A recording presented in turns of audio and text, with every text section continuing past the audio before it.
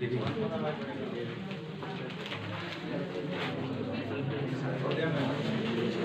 अब जरा ध्यान से देखो, बुक नहीं है तो भी ध्यान से कम सुनना। 9th में हम लोग क्या कर रहे थे, चैप्टर पढ़ रहे थे और उससे ज्यादा हमारा उससे कोई मतलब था नहीं, लेकिन यहाँ हर एक लाइन से ऑब्जेक्टिव क्वेश्चन बनेगा, पता है ना। हमको एक चीज और बताओ, हम बोले थे क्वेश्चन बैंक देखना, कितने लोग जाके क्वेश्चन बैंक चेक किए? क्वेश्चन बैंक आया कुछ समझ में? जरूरी है आप दौड़ने चले हो और आपको रास्ता नहीं पता, उसके पहले आपको रास्ता पता करना हो। किसी से भी बुक लो, क्वेश्चन बैंक लो और उसमें देखो कि कैसे कैसे क्वेश्चन, हर एक लाइन जो हम यहाँ पढ़ेंगे ना उसमें से कहीं से भी क्वेश्चन ऑब्जेक्टिव का बन सकता है, तो ध्यान से सुनना। समझ में आ रहा है? Only for entertainment. और दूसरी बात, जो 9 में हम लोग क्या करते थे, अच्छी अच्छी कहानियां होती थी पढ़ने को। 10 में तुमको कहानी बहुत कम, इक्का दुक्का कोई स्टोरी मिलेगा पढ़ने को, बाकी कोई कहानी है नहीं, इंटरेस्टिंग सी तो बिल्कुल भी नहीं, लेकिन फिर भी पढ़ना है चूंकि चैप्टर में है। पहला जो चैप्टर है वो देखो क्या लिखा है, द पेज फॉर लीडिंग, ठीक है। और राइटर कौन है इसके? हमको एक बात बताओ, यहाँ पे बहुत सारे लोग होंगे जो ठीक ठाक, अब ये जो लिखा है title the page for living, क्या होगा इसकी हिंदी? जीवन की रफ्तार, जीवन की गति या जीवन की रफ्तार। क्या इसका क्या मतलब हो रहा है? अब ना जीवन के बारे में, जिंदगी जीने का तरीका। आप जरा उससे पहले एक बात सुनो, ये जो टाइटल देख रहे हो ना, इस टाइटल को पढ़ने से पहले थोड़ा सा इनके बारे में जानो कि आरसी हचिंसन, चूंकि जब क्वेश्चंस आएंगे तो देखो ऊपर में यहाँ पे ना ये बुक होगा जिसके पास भी, ऊपर में यहाँ पे राइटर के बारे में दिया हुआ है ना। तो सबसे पहला काम आपको क्या करना है, 10th बोर्ड के लिए जिसमें से 6 से 7 नंबर आएगा, हर एक चैप्टर का तुमको राइटर का नाम रटा होना चाहिए, उसको कोई नहीं काट सकता। कोई भी क्वेश्चन बनाएगा ना, कोई भी मेंबर जाकर अगर एनसीईआरटी का वहाँ पे क्वेश्चन बोर्ड का बनाता है तो 5 से 6 नंबर का क्वेश्चन राइटर का जरूर पूछा जाएगा। आदत है हमारी, हम जितना दिन पढ़ाएंगे उतना दिन चैप्टर विथ राइटर लिखते हैं कि नहीं?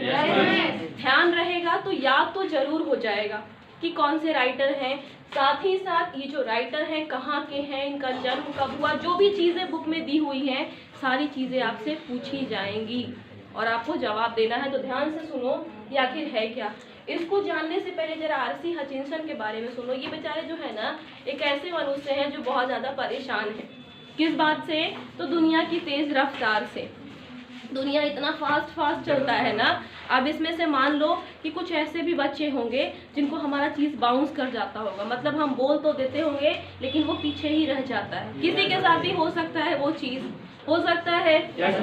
सारे लोग ऐसे भी हैं, बहुत सारे ऐसे लोग हैं जिनको देखोगे तो देख करके तुमको ताज्जुब लगेगा कि आदमी दिन भर में इतना सारा काम कर ले रहा है, मतलब आदमी है कि क्या है। और लगभग आज 21st सेंचुरी का हर एक आदमी जो है ऐसा ही काम कर रहा है। दिन भर में सुबह उठते हैं विथ टारगेट कि हमको सबसे पहला काम ये करना, दूसरा ये करना, तीसरा ये करना।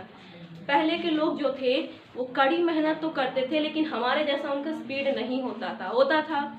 आज हम लोग जो है मेंटली भी वर्क करते हैं और फिजिकली भी वर्क करते हैं, मतलब मन से तो परेशान है ही, शारीरिक भी काम कर रहे हैं कि नहीं कर रहे हैं। 10th तुम लोग का क्लियर होगा, इसके बाद ऑटोमेटिक समझ में आएगा कि जिंदगी है क्या। अगर साइंस लेते हो तो 3-4 ट्यूशन तो साइंस, फिजिक्स, केमिस्ट्री, बायो करते रहो, मैथ करो, इंग्लिश करो, जो है तुम्हारा, मतलब सारा दिन तुम्हारा ट्यूशन में बीतता है। 12th वाले बच्चों को देख लो, साइंस में खास करके साइंस वाले को 3 कोचिंग करता है, फिजिक्स, केमिस्ट्री, बायो। अगर मैथ है तो मैथ, अगर एक्स्ट्रा में मैथ रखा है तो फिर अलग से मैथ जाओ। उसके बाद अगर उसने इंग्लिश लिया है तो इंग्लिश तो रखना है, इंग्लिश के लिए अलग से कोचिंग जाता है। मतलब सोचो एक दिन में वो 4 से 5 कोचिंग कर रहा है, अगर अल्टरनेट भी कर रहा है तो भी उसको कितना पढ़ना पड़ेगा। उस बच्चे को देख कर हवाई चप्पल पहन के दिन भर ट्यूशन दौड़ता है, दिन भर ट्यूशन बच्चा दौड़ता है। सोचो कि दिन भर में वो कितना सारा काम कर ले रहा है। अब ये जो आरसी हचिंसन है ना, इनको समझ नहीं आती ये कैसे आदमी है जो आराम से चीज़ों को करना पसंद करते हैं। इनको जो फास्ट एक्टिविटी है, जो लोग इतना तेज काम करते हैं, इनको समझ में एकदम नहीं आता और तंग है, परेशान है जीवन की गति से। लोग इतनी तेज रफ्तार से काम कर रहा है कि इनको समझ में कुछ नहीं आता।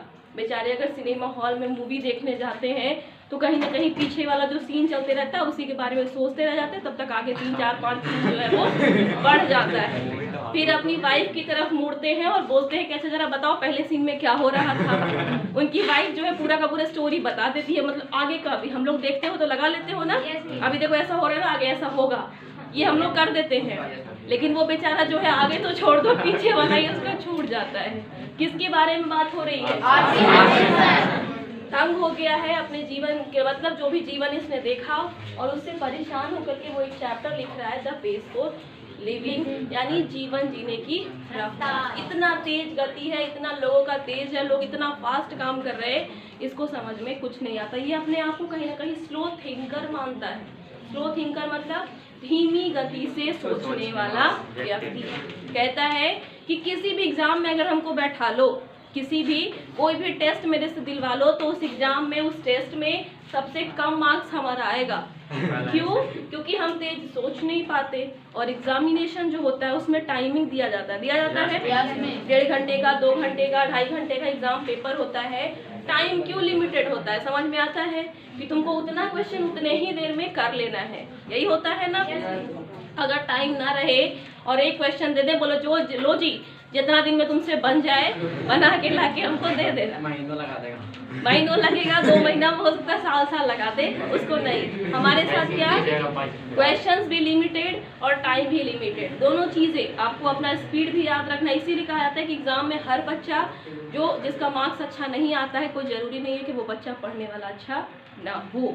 बहुत बच्चे ऐसे होते जो लिख नहीं पाते। बहुत बच्चों को हमने अपने लाइफ में देखा है, पढ़ तो सब गया लेकिन लिख नहीं पाता। ये चीज़ हमारे साथ होता था।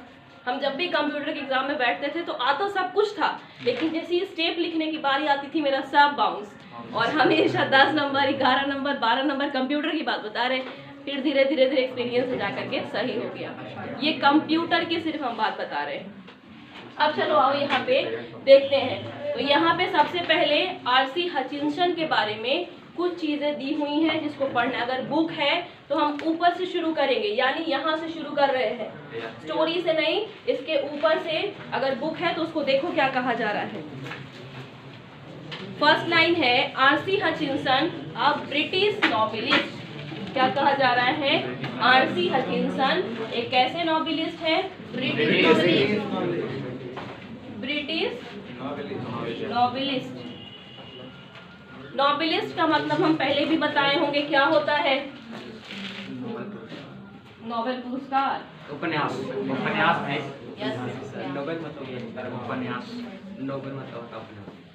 नोबेल का मतलब उपन्यास, और जो नोबेल लिखता है उसको हम बोलते हैं नॉवेलिस्ट। समझ में आ रहा है? पूरा नाम तो हम भी कभी सर्च नहीं किए, यहाँ पे शॉर्ट फॉर्म ही दिया हुआ है। क्या है? क्या? यस मिस, हम देखे थे मोबाइल में। रेक्रेटर बताओ। COR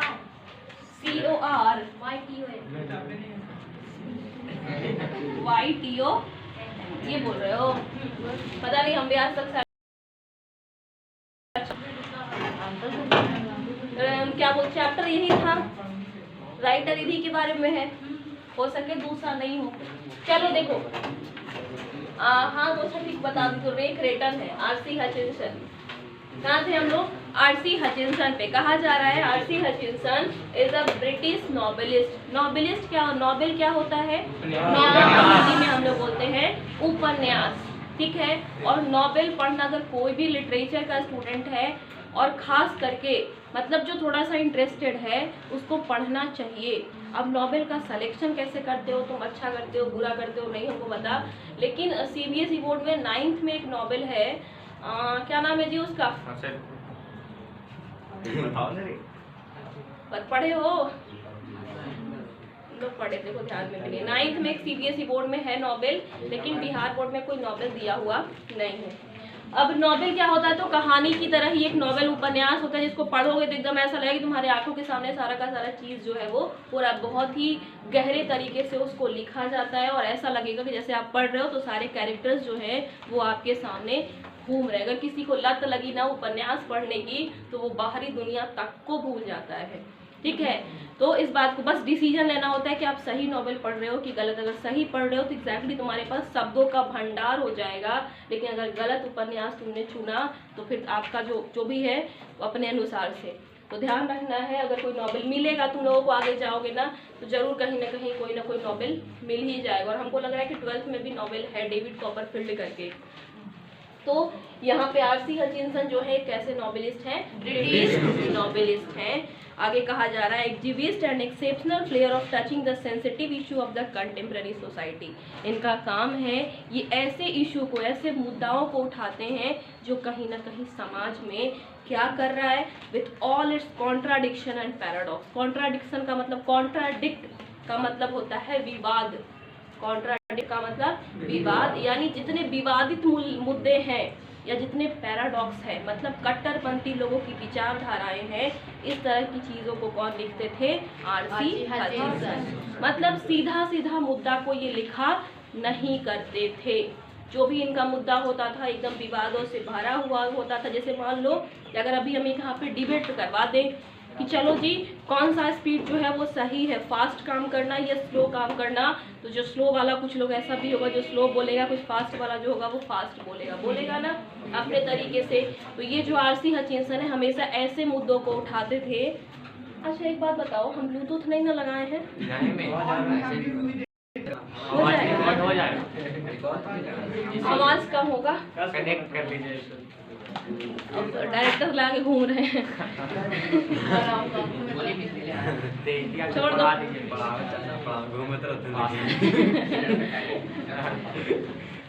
हाँ तो आ जाओ यहाँ पे फिर वापस आगे पढ़ेंगे। इसी में क्या कह रहा है कि ये ऐसे मुद्दों को लिखते थे जो हमेशा कॉन्ट्राडिक्ट होता था, यानी विवादित होता था। साथ ही साथ कैसा मुद्दा होता था? पैराडॉक्स होता था।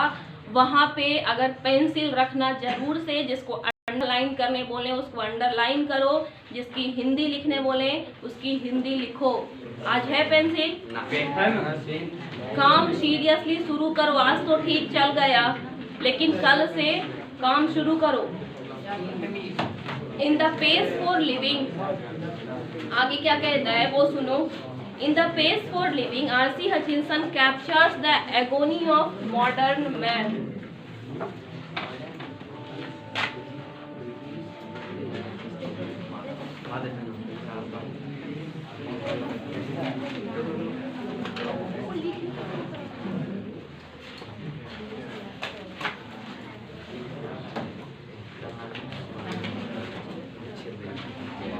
जैसा कि हम स्टार्टिंग में ही बताए थे, ये चैप्टर जो है, इस चैप्टर में आर.सी. हचिंसन खुद बहुत परेशान है।